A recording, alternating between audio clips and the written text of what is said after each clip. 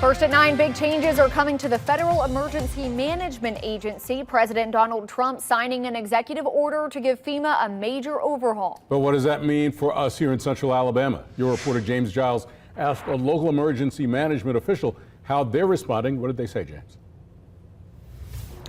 Well, Lauren, Steve, the Jefferson County Emergency Management Agency says this could be a chance to make things better, especially with dealing with some of that red tape you get sometimes when working with FEMA.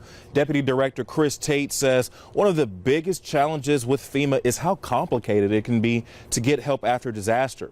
According to Tate, disasters are handled first at the local level, where EMA agencies often rely on mutual aid agreements. If that's not enough, they turn to the state. Now, only when the state resources are overwhelmed does FEMA step in to help. But Tate says FEMA isn't always the quick fix people might expect it to be. Funding requests can require a mountain of documentation, which is not always easy to provide when you're recovering from a disaster. Sometimes it's very difficult for people to get disaster funding.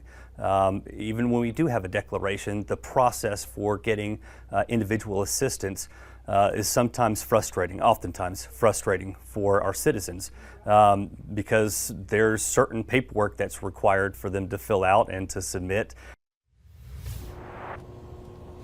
And as you can probably imagine, you're not going to always have that paperwork readily available after a flood or a tornado. And Tate also points out that most people do get denied their first time applying for FEMA assistance. His recommendation is make sure you have those documents you need stored somewhere digitally, like in the cloud. Now, going back to President Trump's executive order, that aims to address some of the frustrations by creating the FEMA Review Council. This council includes no more than 20 members and to be co-chaired by the Secretaries of Homeland Security and Defense.